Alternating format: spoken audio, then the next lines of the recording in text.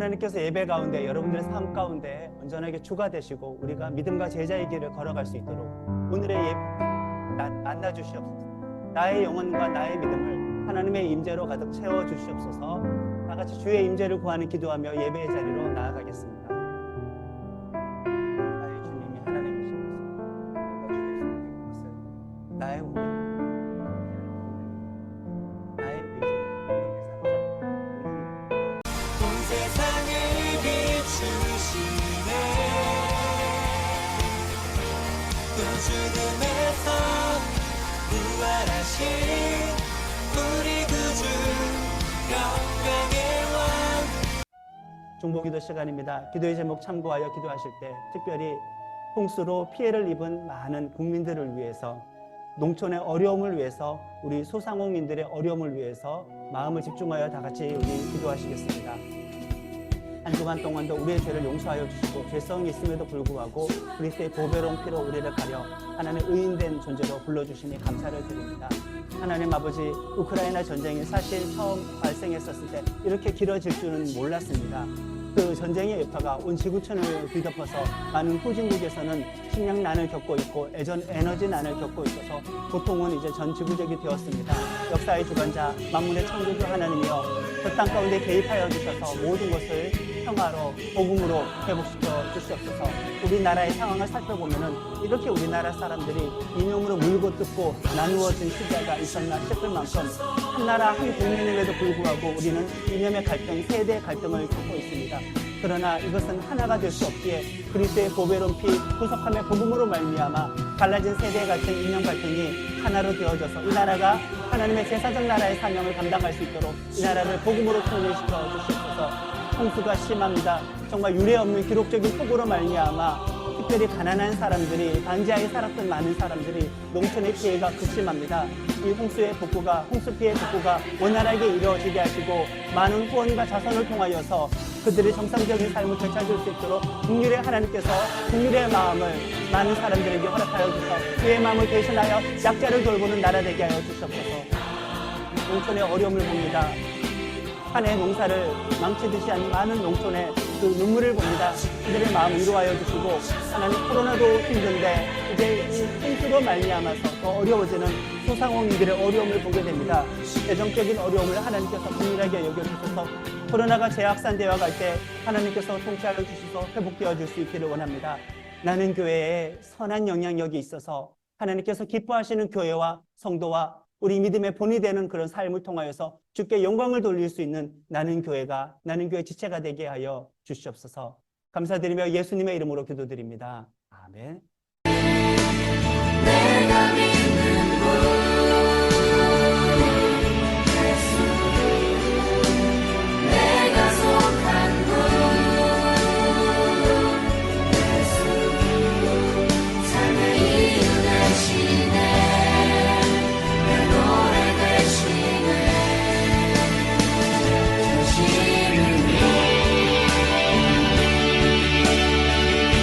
이것은 주님의 피입니다.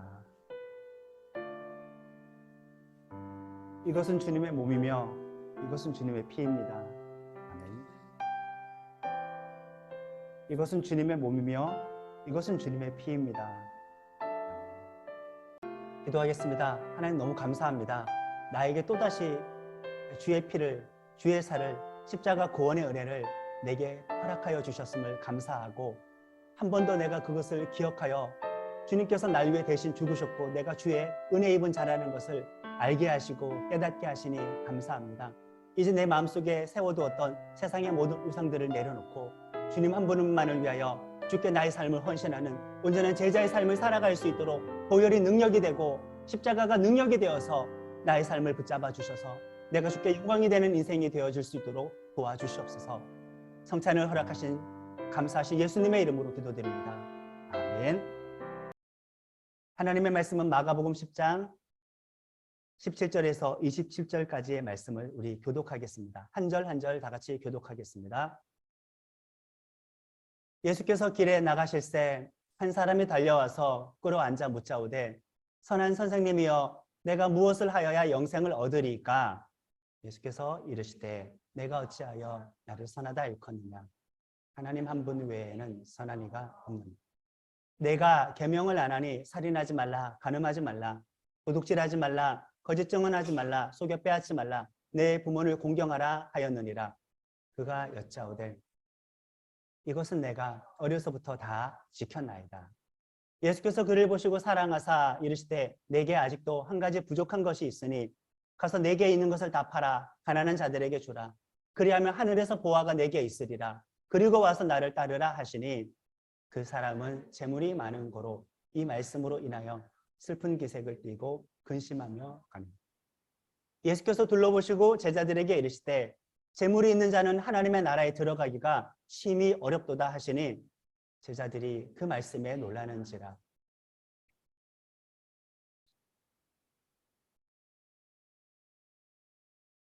낙타가 바늘기로 나가는 것이 부자가 하나님의 나라에 들어가는 것보다 쉬우니라 하시니 제자들이 매우 놀라 서로 말하되 그런즉 누가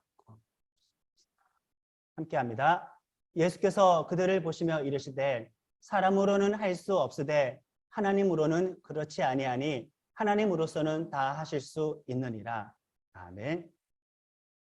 하나님 나라에 합당한 사람, 영생과 구원 얻을 자의 조건이 되는 사람, 당시 예수님 시대에 유대인들이 생각했던 하나님 나라에 가장 합한 사람, 하나님께 축복받을 사람, 하나님께서 선택할 사람, 당시에 유대인들이 생각했던 그 조건에 해당하는 사람과 예수님께서 계속 지금 소개하는 사람은 큰 차이가 있었다라는 겁니다. 당시에 여자들은 오늘과 같은 사회적인 지위가 없었어요. 그래서 성경에 보면은 사실 여성의 어떤 이름을 많이 기록하지 않고 생략하는 경향도 있었습니다. 그 시대에 고대 시대였기 때문에 가부장적인 그 문화가 남아 있어요. 성경에 그렇게 기록되어 있으니 우리는 성경에서 하나님의 메시지를 들을 때에는 그 시대의 분위기, 그 시대의 수준은 분리를 해서 그 복음만 우리는 취해야 되기 때문에 성경에 문자적으로 그렇게 기록되어 있으니 성차별은 당연하다, 남녀차별은 당연하다, 절대 그렇지는 않습니다. 그 문화의 상황과 틀 속에서 말씀이 기록되었기 때문입니다. 그 시대에 어린아이도 사실 아무것도 아니었고요. 이방인들도 아무것도 아니었고요. 세리, 죄인들 당연히 아무것도 아니었고요. 몸에 어떤 장애를 입은 자들, 귀신 들린 사람 아무것도 아니었습니다. 이런 모든 사람들, 영생을 얻을 수 없는 사람, 얻어도 우선순위에서는 밀리는 사람들, 이 사람들은 하나님의 큰 축복을 받을 수 없는 사람들.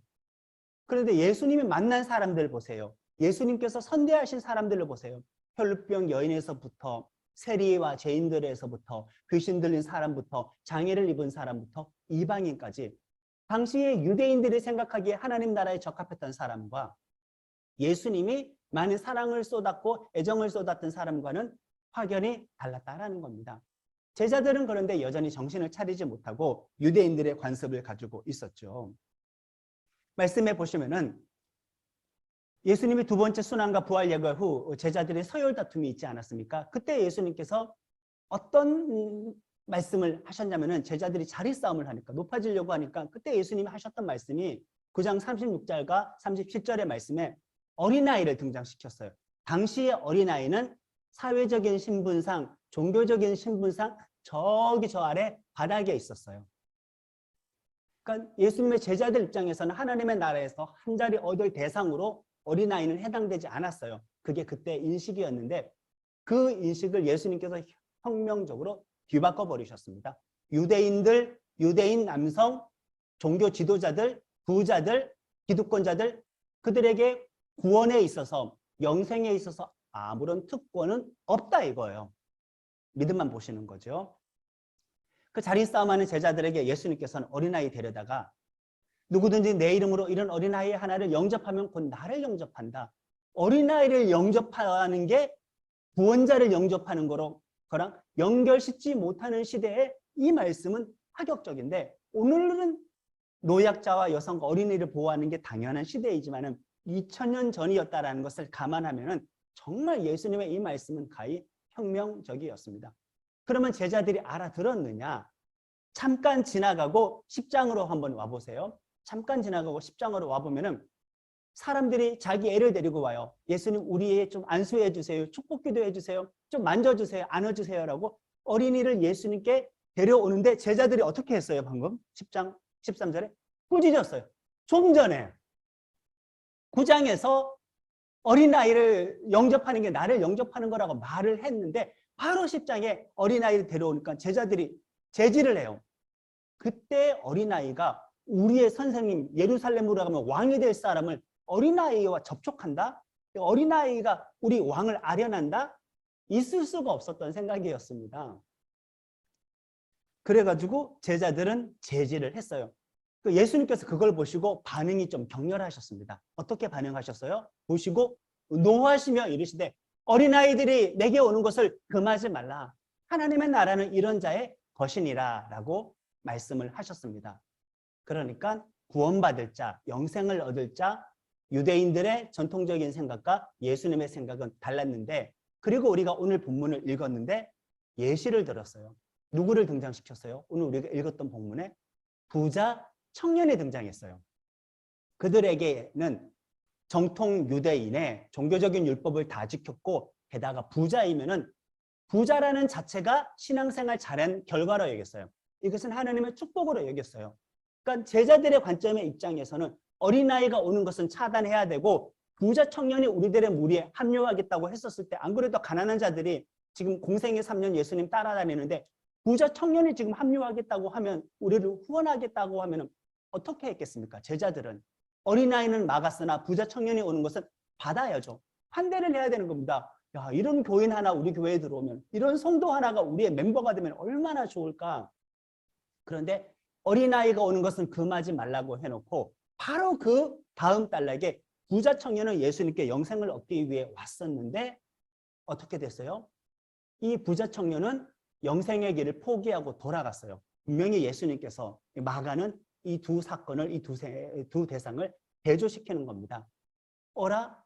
부자면은 잘 믿어 부자가 된 건데, 부자면은 하나님의 축복인데, 부자면은 당연히 천국 가는 거고, 당연히 영생과 구원을 얻는 건데, 이 사람이 돌려보내는 거야. 이 사람은 영생의 길을 포기하는 거구나. 그들의 인식과 너무나 달랐습니다. 예수님에게 있어서 그 사람의 신분은 중요하지 않았어요. 정말 예수님을 최우선적으로 여기느냐 아니냐, 그것이 예수님에게 있어서는 가장 중요했습니다. 일단 부자가 예수님에 대한 인식도 별반 다르지 않았습니다. 17절의 말씀을 보면은 예수께서 길에 나가실 때 한 사람이 달려와서 꿇어 앉아 묻자오되, 이거 나름대로 그 청년은 진지한 거예요. 젊어서 부자예요. 성경에 심히 부자라고 기록했으면 어마어마한 재산을 소유하고 있는 것이 확실했었습니다. 예수님은 사실 아무것도 가진 게 없지 않습니까? 그런데 이 청년은 지금 예수님께 나와서 꿇어 앉았어요. 나름대로 예수님을 인정하는 거죠. 그리고 예수님께 뭐라고 말을 합니까? 17절에 선한 선생님이요. 예수님에 대한 인식이 랍비예요. 베드로랑 똑같죠. 베드로가 주는 그리스도라고 해놓고 그 다음에 선생님이라고 고백을 해요. 믿음의 수준이 그 정도밖에 안 되니까 서열 싸움하고 높아지려고 하는 거예요. 그러니까 선생님으로 예수님을 인식하는 사람들은 낮아짐의 길을 몰라요. 예수님을 구원자를 알기 위해서 자기 자신의 모든 것을 내려놓고 예수님을 최우선으로 여길 줄을 몰라요. 그냥 예수님 탁월한 선생님 정도이니까 20절에 보면은 율법 너가 다 지켰어라고 말을 하는데 저 다 지켰습니다. 계명 다 지켰습니다. 이걸 자기 이름으로 떳떳하게 이야기할 정도는 사실 대단한 건데 예수님께서 너 못 지켰다 인정하진 않아요. 그거 다 인정하셨어요. 정말 신실하고 경건한 집에서 자란 청년이에요. 그리고 많은 재산도 상속을 받은 부자 청년이에요. 그가 여짜오되 선생님이여 이것은 내가 어려서부터 다 지켰나이다 라고 해서 예수님을 선생님 정도밖에 인식하지 않았다라는 겁니다. 자, 예수님이 나의 구원자, 하나님의 아들이 아니라 선생님 정도밖에 안 되면은 그러면 세상에서 예수님보다 우선순위에 둘 게 많아지겠죠.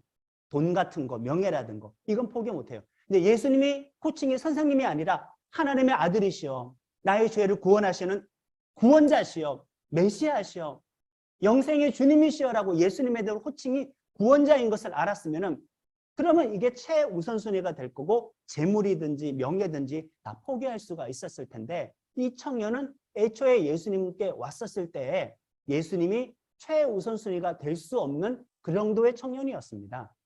호칭부터가 우선순위를 말을 해주는 거죠. 자, 예수님께서는 이 청년이든지 12제자이든지 세리이든지 아니면은 종교 지도자들인지 사실 예수님은 외적인 조건을 따지지 않고 모든 사람이 일단 나를 믿는 신자가 되기를 원하셨어요. 신자까지는 좋아. 적당하게 양다리 걸칠 수는 있으니까. 일단은 나를 추종하는 무리로는 들어와라. 근데 예수님은 그 정도까지의 믿음을 원하고 멈추지는 않으셨습니다. 예수님은 모든 불신자가 성도가 되기를 원하는데 또 예수님께서는 모든 성도가 제자가 되기를 원하셨어요. 그래서 모든 제자가 성도인 건 맞지만 모든 성도가 제자인 것은 아니다. 우리들에게 목표가 생기는 거죠. 내가 성도가 되는 수준에 머물러서는 안 되겠구나. 제자가 되어야 되겠구나. 근데 제자가 되는 조건이 있어요. 제자가 되는 조건은 외적인 조건이 아니라 내 마음의 중심이 예수님을 내 인생의 최우선순위로 삼느냐 아니냐 그것입니다. 예수님의 제자가 되려면은 예수님이 나의 전부가 되어야 돼요. 최우선순위가 되어야 합니다. 방해받는 것이 없어야 되는데 솔직히 저를 포함해서 우리 자본주의 물질적인 현실 세상을 살아가는 우리들에게 있어서 신앙생활을 하는데 가장 큰 고민거리, 가장 큰 장애물이 무엇이겠습니까? 돈이지 않습니까? 돈은 좋아요. 돈이 필요해요. 근데 그 돈 때문에 많이 우리가 흔들리기도 하고 무너지기도 합니다. 우리의 믿음 생활을 방해하는 것 중에 정말 거의 1순위와 비슷한 것, 가장 첫 번째라고 할 수 있는 것은 돈 때문에 무너지는 것. 오해하지는 마세요. 돈이 무의미하다, 필요 없다는 게 아니라 우리가 성도가 아니라 제자가 되려면은 예수님을 선생님으로 인식하지 않고 구원주로 우리가 예수님을 인식한다면은 최우선순위가 주님이시고 돈을 그 우선순위 밑에 둘 수 있느냐 그걸 묻는 것입니다. 그러나 그렇지는 않죠. 선진국들 제가 얼마 전에도 말씀을 드렸던 것 같은데 한 몇 개국의 선진국들의 내 인생에 가장 가치 있는 것은 무엇입니까? 라고 설문조사를 했더니 너무 부끄럽게도 우리 대한민국만 인생의 첫 번째 순위를 경제적인 풍요로 선택을 했습니다. 진짜 우리나라는 돈에 죽고 못 사는 나라가 되었어요. 돈이 신격화가 되었어요. 성도들도 별반 다를까요? 성도들도 여전히 돈을 추종합니다. 그러면 돈을 하나님보다 더 사랑하면은 내가 나에게 물어봐야겠죠. 진짜 예수님은 나에게 구원자인가? 영생과 구원의 길을 제시하시는 하나님의 아들로 내가 알고 믿는 건가? 아니면 예수님은 그냥 내가 선생님인 건가? 선생님 정도로 인식하면은 재물도 우선순위 둬도 돼요. 세상의 명예도 우선순위 둬도 돼요. 예수님은 그냥 선생님 정도이니까 이 청년의 고백은 선생님 정도밖에 못 되었습니다. 신앙생활할 때 이 돈의 관계가 정말 많이 중요하죠. 이 큰 문제가 됩니다. 여러분들에게 저는 하나의 어떤 질문을 드리고 싶어요. 선택을 한번 해보세요. 깨끗한 부자가 되는 것이 온전한 믿음의 길이다. 아니다. 돈은 더럽고 부정한 거기 때문에 진짜 믿음 좋으려면은 믿음 생활 잘하려면은 자발적으로 가난해져야 됩니다. 깨끗한 부자가 되는 게 믿음이다. 아니다. 자발적인 가난을 선택하는 것이 믿음이다. 그래서 많은 사람들은 성경에서 내가 배운 대로 돈은 나쁜 거야. 돈은 부정한 거야. 돈은 사람을 타락하게 하지. 그래. 가난한 것이 무조건 하나님의 뜻인 거구나. 모든 믿음은 예수 믿고 교회 다니는 사람들은 오로지 자발적으로 가난해져야 되겠구나. 이 사회의 신분상 차상위 계층이든지 생활 수급자든지 예수 믿는 사람은 그냥 다 가난해져야 되는 거구나. 믿는다는 것은 가난해져야 되는 거구나. 이렇게 오해하지는 말기를 바랍니다. 그리고 또 바로 신앙생활하면 무조건 부자가 되어야 해. 부자가 된 그 자체, 그 결과를 가지고 이 사람은 부자가 되었으니 믿음이 좋아서 부자가 된 거야. 부자가 되었으니 하나님께 축복받은 거야. 그렇게 우리도 여기지는 말아야 합니다. 물론 제가 단서를 달았죠. 부자라고 말을 할 때 깨끗한 부자라는 말을 여러분들에게 했었습니다. 그런데 이 두 가지는 솔직히 충돌시키는 문제가 아니에요. 깨끗한 부자라는 말 자체에서 무엇이 묻어납니까? 하나님의 영광을 위해서 그 부를 사용하겠다라는 이미 선한 의도가 드러나는 거죠. 그러니까 내가 믿음대로 열심히 살아서 하나님의 은혜로 부를 얻게 되는, 부를 버는, 부를 그 늘리는 방법 자체가 하나님의 영광과 믿음 때문이었는지, 그리고 그 부를 유지하는 방법, 탈세하지 않고 유지하는 방법도 믿음의 방법을 썼는지, 그리고 그 부를 사용하는 것도 주의 영광을 위해서 썼으면은 깨끗한 부자가 되는 거죠. 그러니까 깨끗한 부자라는 말 자체가 본인도 제자의 길을 걸을 때 나름대로 하나님의 영광을 위해서 깨끗한 부자가 되려고 하는 거고, 자발적으로 가난에 빠지려고 하는 사람도 그 재물 때문에 타락하기 싫어서 본인의 제자의 도리를, 그 믿음을 지키고 싶어서 자발적인 가난을 선택했으니 깨끗한 부자나 자발적인 가난이나 이것은 대립되는 문제가 아니에요. 누구는 이런 제자의 길을 가는 거고 누구는 이런 제자의 길을 가는 거예요. 내 믿음의 분량을 따라서, 내 어떤 하나님의 은사를 따라서 선택해 가는 거죠.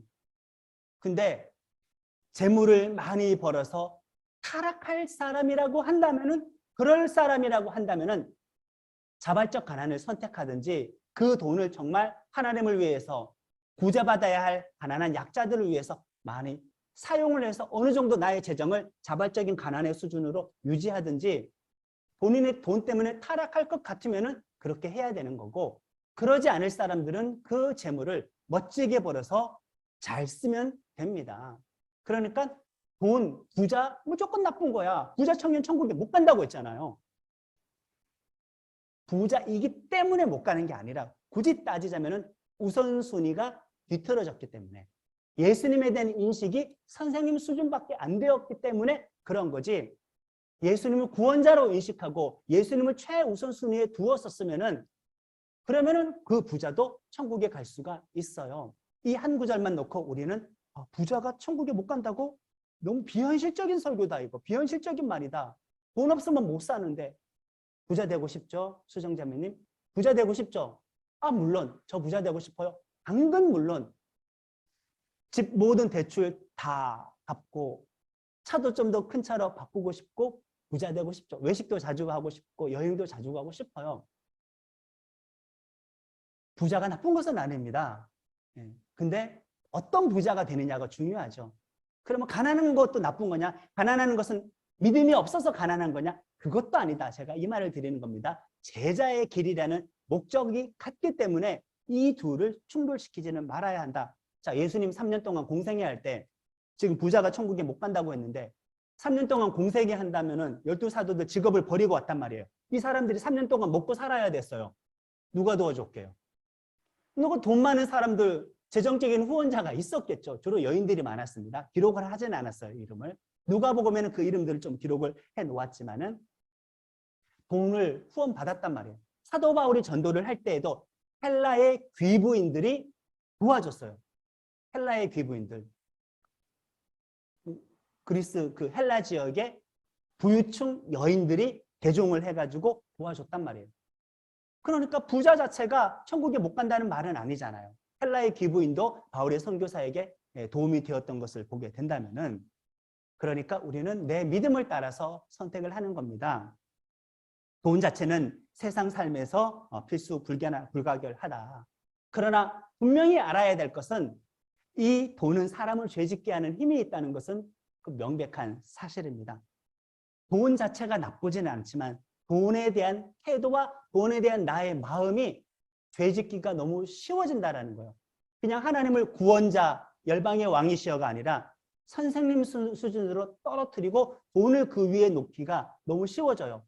돈은 분명히 우리의 삶에 필요해요. 매력적이에요. 어떤 목사님이 이야기하더라고요. 돈은 매력이 있다. 당연하죠. 근데 돈은 한 끗 차이인데 마력이 있다. 사람을 타락하게 하는 힘이 있다라는 겁니다. 성경은 분명 하나님과 재물을 겸하여 섬기지 못한다고 말씀을 했어요. 하나님과 재물을 겸하여 섬긴다고 했어요. 그 말은 재물을 섬긴다는 거예요. 근데 재물을 섬기지 않는 수준에서 그냥 재물을 지배하고 재물을 믿음으로 지배하고 다루는 건 괜찮아요. 근데 재물과 하나님을 겸하여 섬기지는 못한다고 했어요. 그러니까 재물을 섬김의 대상으로 두는 것은 그거는 천국에 못 가는 부자가 되는 거죠. 오늘의 이 부자 청년처럼. 우리는 근데 다르게 반응할 겁니다. 제자들처럼 반응할 거예요. 당시에 어린아이가 온다고 쳐요. 어린아이는 그냥 나이로만 따질 게 아니라 약간 대표성이 있어요. 사회에서 무시당하는 그런 약자의 대표성을 띤 단어이기도 한데 그런 약자가 우리들에게 와요. 반기고 싶지 않죠. 부자 청년이 우리에게 와요. 나름대로 계명을 다 잘 지켰어요. 그런데 보니까 이 사람은 부가 자기보다 하나님보다 우선순위에 있어요. 그럼 우리는 어떻게 할까요? 예수님 돌려보냈거든요. 냉정하죠. 근데 우리는 그냥 괜찮아요. 그냥 예수님을 두 번째, 세 번째 정도 주는 믿음으로도 괜찮아요. 그 부가 우리들에게 우리 공동체에 도움이 될 것 같으니까 타협해버려요. 그러면 예수 믿는 많은 사람 중에서 그런 말씀을 듣고 그렇게 받아주는 교회 앞에서 여전히 성도가 되어서도 부자인데 우선순위는 돈이 첫 번째가 되고 예수님이 두 번째, 세 번째가 될 수 있다라는 겁니다. 우리들의 마음은 그래요. 청년인데 심히 부자라고 했으니 율법을 다 잘 지켰다고 했습니다. 그런데 이 말도 사실은 틀렸어요. 지금 19절에 보시면은 내가 계명을 아냐니 살인하지 말라, 간음하지 말라 쭉 계명을 이야기했어요. 근데 이 계명을 보면 10계명에서 몇 계명부터 몇 계명까지예요? 5계명부터 10계명까지 사람과 사람 사이에 해당하는 그 계명 지켰냐라고 물어보셔요. 1계명부터 4계명까지 안 물어봤어요. 1계명부터 4계명까지는 하나님과의 관계예요. 너는 나 외에 다른 신을 섬기지 말라. 내 우상을 만들거나 섬기지 말라. 내 이름을 망령되이 일컫지 말라. 안식일을 기억하여 그날을 거룩하게 지키라. 1계명부터 4계명까지는 우리와 하나님과의 관계인데 지금 그거 물어본 게 아니라 5계명부터 10계명까지 인간관계에 있어서 계명을 잘 지켰냐고 물어보는 거예요. 이건 다 지켰어요. 근데 정작 이 부자 청년은 자기는 다 주의 계명 잘 지킨 줄 알지만 실제로는 안 지켰어요. 왜? 1계명부터 안 지켰어요. 너는 나 외에 다른 신을 섬기지 말라고 했는데 영생 대신에 재물 포기를 못했으니 이 청년에게 있어서는 재물이 신이었던 거죠. 그러니까 청년이 계명을 잘 지켰다는 말도 사실은 거짓말이었던 겁니다. 그러니까 하나님도 1계명부터 4계명까지 안 물어봐요. 그건 이 청년이 안 지켰으니까. 제가 언젠가 우리 성경 공부 시간에 말씀을 드렸습니다. 율법이 맨 처음 제정이 되었을 때 신약 이 시점을 기준으로 모세 시대니까 1300년 더 거슬러 올라가죠. 그때 율법이 만들어졌을 때 50년째 해마다 희년이라는 것을 만들었어요. 유대인들에게. 희년이 뭐냐면은 사람이라는 것이 살다 보면은 빈부격차가 생기거든요. 내 땅이 저 집으로 넘어가고 내 땅이 저 부자에게 넘어가고 나는 자유민이었는데 저 부잣집에 종이 되기도 하고 근데 이 50년이 되면은 원상복구시켜라라는 율법이에요. 50년마다 원상복구예요. 노예였던 사람 풀어주고 땅도 원래 주인에게 돌려줘라라고 해서 50년마다 희년이 정상적으로 지켜졌으면은 이 빈부격차가 크게 심해지지는 않았어요. 상식적으로 생각해 보세요. 로마의 식민 지배를 받는 이 시대 속에서 유대인이에요.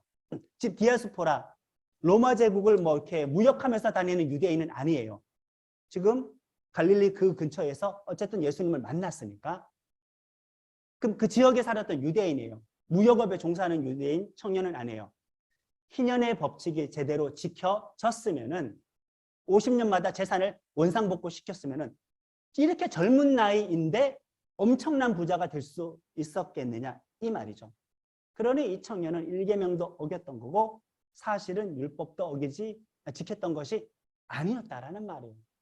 그러니까 율법 잘 지켜서 구원받을 자격이 있다고 생각을 했겠지만은 율법으로 구원받을 자격이 있는 사람은 아무도 없어요.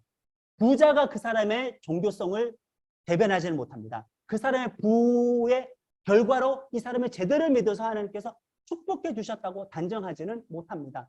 율법 다 어겨놓고도 이렇게 되어질 수가 있게 되는 것이죠. 재물을 포기하지 못했었습니다. 근데 삭개오를 여러분들이 한번 생각해 보시면 돼요. 삭개오는 하나님을 포기하고 돈 벌려고 세리로 뛰어들었어요. 이거 매국노가 되는 길입니다. 나 유대인인데 로마가 우리를 점령해. 근데 로마인이 유대인 중에 몇몇을 골라다가 세금을 걷게 동포들로부터 돈 많이 줘요.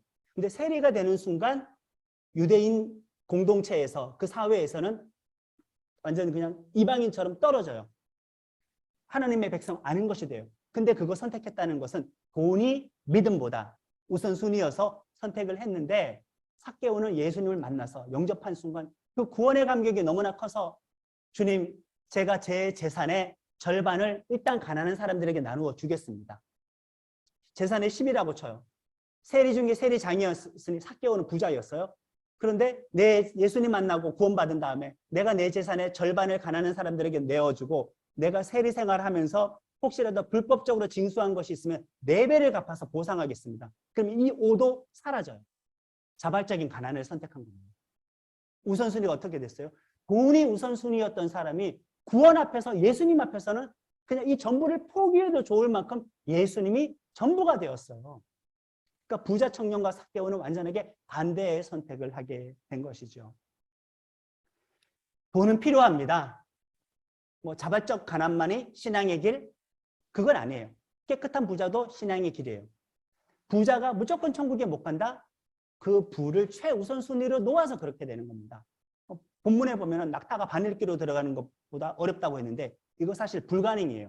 이게 오늘 현실에 우리가 이 말씀이 적용이 안 돼요. 난해구절이에요. 부자는 그냥 아예 천국 입성이 불가능으로 막아버렸어요. 그래서 그 바늘길을 예루살렘에 있는 어떤 한 성벽에 있는 작은 천장 높이가 낮은 쪽문이어서 고개를 숙이고 들어가기 때문에 어렵다라고 했는데 그 성경 해석은 한때 그냥 잠깐 나왔던 거고 유행 지나간 잘못된 해석이고 정확하지 않습니다. 본문상에서 보면은 부자는 불가능해요. 근데 어떤 부자가 불가능하다? 율법도 다 제대로 지키지 않아 놓고도 하나님을 최우선으로 여기지 않는 사람입니다. 그러면 구원받지 못하기 때문에 꼭 부 자체가 구원받지 못하는 건 아니죠. 헬라의 귀부인들도 있었고 공생애 동안 재정 지원한 사람들도 있었으니 그 재물을 다루는 사람이 무조건 천국에 못 가는 건 아닙니다. 저는 그래도 이왕이면 나눔교회 지체들이 돈이 많았으면 좋겠어요. 근데 돈 때문에 타락할 사람이라고 한다면은 자발적 가난을 선택하면 좋겠어요. 하나님의 은혜로 주의 영광을 위해서 주께서 기뻐하시는 방법대로 돈을 벌고 그 돈을 유지하고 그 돈을 소비하는 그런 제자의 길을 걸어갔으면 좋겠어요. 그리고 이왕이면 하나님께서 우리 교회 성도들에게 재정적인 은사를 주셔서 돈 때문에 시험 들거나 돈 때문에 삶에 찌달려가지고 도리어 믿음을 잃어버리게 되는 그런 일은 없었으면 좋겠어요. 그러나 기억하세요. 돈은 매력적이지만 마력도 있다라는 사실을 우리가 하나님을 최우선순위로 놓고 우선순위만 정립이 잘 되어 있다고 한다면 그리고 내가 주의 영광을 위해서 제자의 길을 걸어가기로 다짐했다고 한다면 우리는 하나님께서 주시는 재물을 잘 사용할 수가 있게 될 것입니다. 그래도 이왕이면은 여러분들은 자발적 가난을 선택하기보다는 수도원에 살 사람들이 아니라 이 세상에서 살 거니까 깨끗한 부자가 되어서 주의 영광을 위해서 다른 사람들의 배를 채우고 필요를 많이 도울 수 있는 그런 제자의 삶을 살아갔으면 참 좋겠습니다. 하나님 우리 나눔교회 지체들에게 재정적인 은사를 주시고 우리 교인들의 절반은 청년들인데 앞으로 재정을 꾸려나가야 될 우리 지체들에게 정말 많은 지혜를 주셔서 예수님을 선생님으로 인식하는 부자 청년이 아니라 구원주로 인식하고 제자의 길을 걸어가는 청년이 되어서 부자가 될 수 있기를 예수님의 이름으로 축원합니다. 결단의 기도하겠습니다. 다 같이 기도 제목 참고하여 우리 기도하시겠습니다. 하나님 아버지, 우리 지체들이 성도에 머물지 않고 정말 예수님과 동행하여 사명을 감당하는 제자가 되기를 원합니다. 일반적인 무리라고 한다면은 신앙도 한 부분이고 삶도 한 부분이고 명예도 한 부분이고 돈도 한 부분일 텐데 그런 무리 중에 하나의 믿음에 머물러 있지 않고 성도에서 예수님과 동행하며 주를 위해 살아가고 사명을 감당하는 하나님의 영광을 추구하는 그런 제자가 되어질 수 있도록 우리들의 믿음을 성도에서 제자의 믿음으로 이끌어 주셔서 하나님 아버지 각자가 분명히 은사가 다르고 능력과 믿음의 뜻이 다르지만 그 믿음과 은사의 분량을 따라서 각자가 걸어가야 될 다양한 필수로서의 제자의 길을 걷기를 원합니다. 재정적인 부분도 분명히 사람마다 형편과 여건이 다르겠지만 그러나 우선순위와 균형만은 잃어버리지 않도록 하나님께서 우리 지체들을 축복하여 주셔서 예수님이 랍비어 선생님이 아니라 나의 구원자입니다.